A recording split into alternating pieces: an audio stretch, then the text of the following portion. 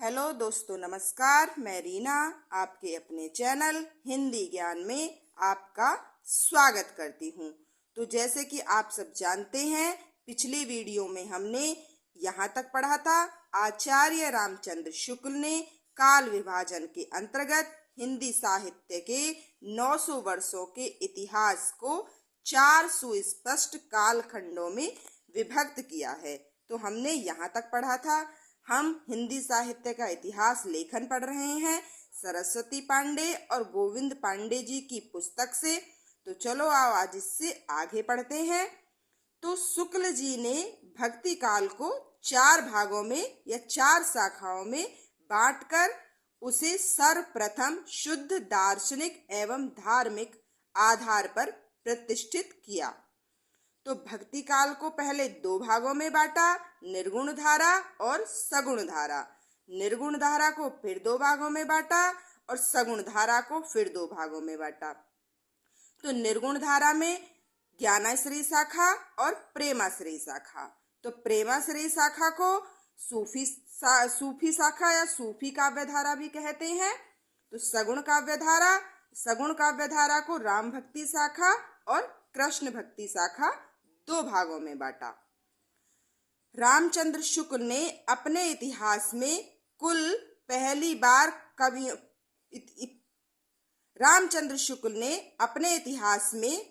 बार कवियों और साहित्यों के जीवन चरित्र संबंधित इतिवृत्ति के स्थान पर उनकी रचनाओं के साहित्यिक मूल्यांकन को प्रमुखता दी।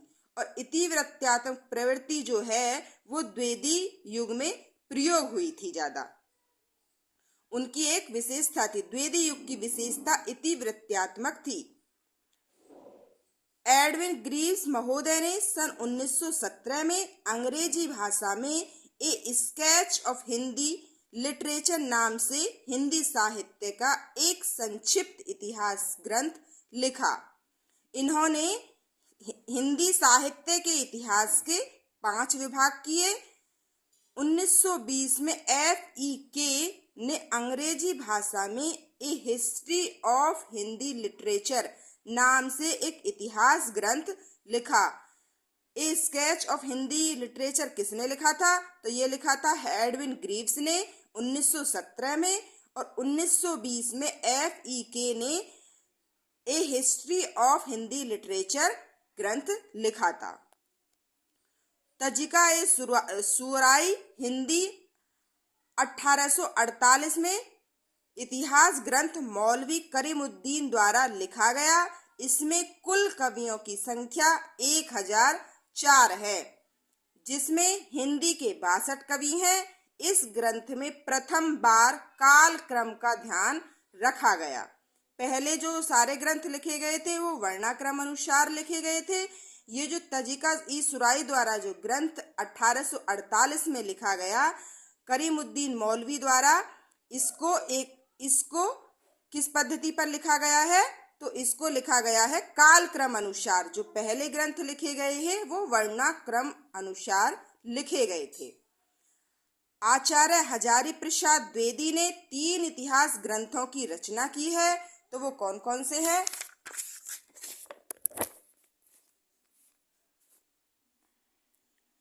हिंदी साहित्य की भूमिका जो 1940 में लिखी थी। दूसरा है हिंदी साहित्य का उद्भव और विकास जो 1952 में लिखा था। और हिंदी साहित्य का आदिकाल जो 1952 में लिखा था। ये तीसरा है। तो हजारी प्रसाद द्विवेदी के 3 ग्रंथ हैं, 3 भागों में बांटा है इन्होंने हिंदी साहित्य इतिहास लेखन को। पहला यानी भूमिका इन्होंने तैयार की 1940 में। फिर उसका उद्भव और विकास किया 1952 में। फिर 1952 में ही हिंदी साहित्य का आदिकाल इन्होंने पूरा कर दिया। तो इस तरीके से हम इसको याद कर सकते हैं। आचार्य द्विवेदी ने अपने इतिहास में परंपरा की निरंतरता का अनुशीलन करते हुए एक व्यापक इतिहास दर्शन की भूमिका तैयार की है। डॉक्टर रामकुमार वर्मा ने हिंदी साहित्य का आलोचनात्मक नामक पुस्तक लिखी है। हिंदी साहित्य का आलोचनात्मक इतिहास, प्रकाशन सन 1938 में हुआ है। डॉक्टर रामकुमार वर्मा ने अपने इतिहास में 693 से 1693 ईस्वी तक की कालावधि अर्थात संधि काल से लेकर भक्ति काल तक की अवधि को ही लिया है। तो हम इसकी डेट ऐसे याद कर सकते हैं, 693 में उसके आगे 6 के आगे एक और बढ़ा देंगे तो 1693 तक हो जाएगा। डॉक्टर वर्मा ने संपूर्ण ग्रंथ को 7 प्रकरण में विभक्त किया है। डॉक्टर आचार्य महावीर प्रसाद द्विवेदी और ये हजारी प्रसाद द्विवेदी ने 3 भागों में विभक्त किया है अपने इतिहास लेखन को, हिंदी साहित्य का इतिहास, उद्भव विकास और हिंदी साहित्य का इतिहास। और इन्होंने रामकुमार वर्मा ने कितने भागों में? 7 भागों में विभक्त किया है। डॉक्टर वर्मा ने संपूर्ण ग्रंथ को 7 प्रकरण में विभक्त किया है। तो आचार्य रामचंद्र शुक्ल ने 4 भागों में बांटा था। कौन कौन सा? तो पहला है हमारा आदिकाल, फिर है भक्ति काल, फिर है रीति काल और फिर है आधुनिक काल। तो रामकुमार वर्मा का आगे पढ़ेंगे। तो अब देखते हैं डॉक्टर वर्मा ने स्वयंभू को जो अपभ्रंश से के सबसे पहले कवि हैं, हिंदी का पहला कवि मानते हुए हिंदी साहित्य का आरंभ 693 से स्वीकार किया है। नागरी प्रचारणी सभा से हिंदी साहित्य का वृद्ध इतिहास का प्रकाशन 16 खंडों में हुआ है। तो 16 खंड इस प्रकार हैं। प्रथम भाग है हिंदी साहित्य की पीठिका, जो राजबली पांडे द्वारा संपादित है। दूसरा है हिंदी भाषा का विकास, जो धीरेन्द्र वर्मा द्वारा प्रकाशित है, ये पूछा भी गया है एग्जाम में। तीसरा है आदिकाल, जो पंडित करुणपति त्रिपाठी व वासुदेव द्वारा प्रकाशित है। फिर है भक्ति काल, निर्गुण भक्ति, परशुराम चतुर्वेदी। पांचवा भक्ति काल, सगुण भक्ति, देवेंद्र नाथ शर्मा व विजेंद्र स्नातक। छठा रीतिकाल, रीतिबद्ध, डॉक्टर नगेंद्र। सातवां रीतिकाल, रीतिमुक्त, भागीरथ मिश्र। अगला है 8वां हिंदी साहित्य का अभ्युत्थान, भारतेंदु काल, संवत 1900 से 1950 तक, विजय मोहन शर्मा। अगला है 9वां द्विवेदी काल, 1950 से 75 तक, सुधाकर पांडे। अगला है 10वां तो उत्कर्ष काल, काव्य 1975 से 1995 तक, विक्रम संवत, डॉक्टर नगेंद्र। 11वां है उत्कर्ष काल, नाटक, सावित्री सिंह व दशरथ ओझा। अगला है 12वां कथा साहित्य, 1975 से 1995, विक्रम संवत, डॉक्टर निर्मला जैन। अगला है 13वां समालोचना, निबंध और पत्रकारिता, जो 1975 से 1995 विक्रम संवत है। अगला है किसके द्वारा संपादित है? तो लक्ष्मी नारायण सुधांशु द्वारा है। 14वां अद्यतन काल, 1995 से 2017 तक, सहायक डॉक्टर हरवंश लाल शर्मा और डॉक्टर कैलाश चंद्र भाटिया। 15वां है आंतर भारतीय हिंदी साहित्य, नगेंद्र और पंडित राहुल साकृतायन। 16वां है हिंदी का लोक साहित्य, कृष्णदेव उपाध्याय। डॉक्टर धीरेन्द्र वर्मा ने विभिन्न विद्वानों के सामूहिक सहयोग से हिंदी साहित्य नामक इतिहास ग्रंथ का संपादन किया है।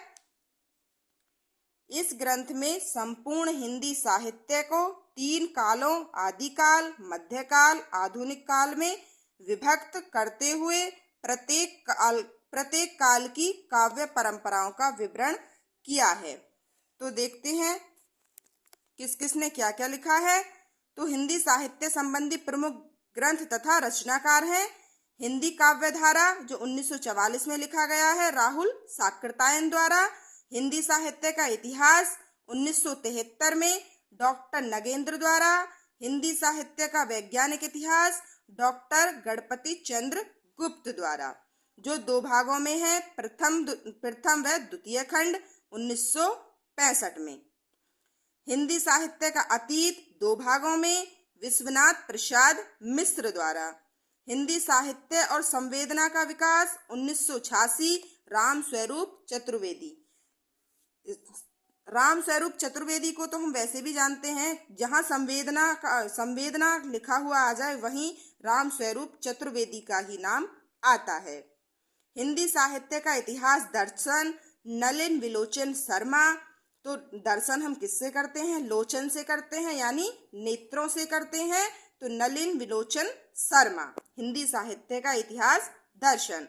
हिंदी भाषा का विकास, हिंदी भाषा और साहित्य और हिंदी गोविंद रत्नमाला, ये तीनों श्याम सुंदर दास द्वारा संपादित हैं या लिखे हुए हैं। हिंदी गोविंद रत्नमाला 2 भागों में है। प्रथम 1909 में और द्वितीय संस्करण 1914 में है। राजस्थानी भाषा और साहित्य मोतीलाल मोनरिया। राजस्थानी पिंगल साहित्य ये भी मोतीलाल मोनरिया है।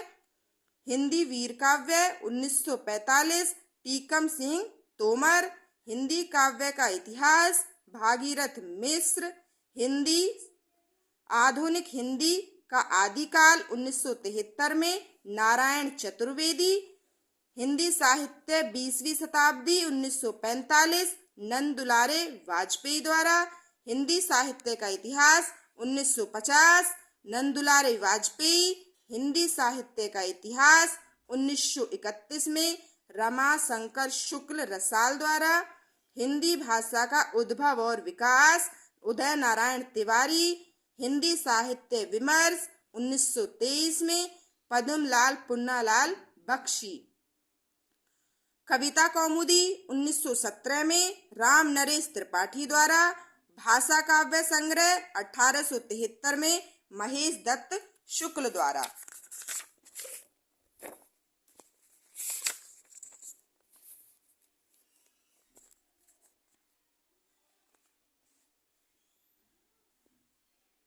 हिंदी साहित्य का विवेचनात्मक इतिहास सूर्यकांत शास्त्री द्वारा। आधुनिक हिंदी साहित्य का इतिहास 1934 में कृष्ण शंकर शुक्ल द्वारा। मॉडर्न हिंदी लिटरेचर 1939 में डॉक्टर इंद्रनाथ मदान द्वारा। खड़ी बोली हिंदी साहित्य का इतिहास 1941 में ब्रज रत्न दास द्वारा। आधुनिक हिंदी साहित्य लक्ष्मी सागर वारसे। ब्रज माधुरी सार 1923 में वियोगी हरि। हिंदी साहित्य का दूसरा इतिहास जो 1996 में है बच्चन सिंह द्वारा। हिंदी साहित्य का आधा इतिहास सुमन राजे द्वारा है। हिंदी साहित्य का मौखिक इतिहास नीलाभ और हिंदी साहित्य का ओझल नारी इतिहास जो 2013 में है डॉक्टर नीरज माधव द्वारा। हिंदी साहित्य का काल विभाजन और उसका नामकरण ये हम अगली वीडियो में पढ़ेंगे। तो ठीक है दोस्तों, आज हम यहीं तक पढ़ेंगे। धन्यवाद दोस्तों। अगर आपको मेरी वीडियो थोड़ी भी अच्छी लगी हो तो कृपया लाइक, सब्सक्राइब, कमेंट और शेयर अवश्य करें। धन्यवाद।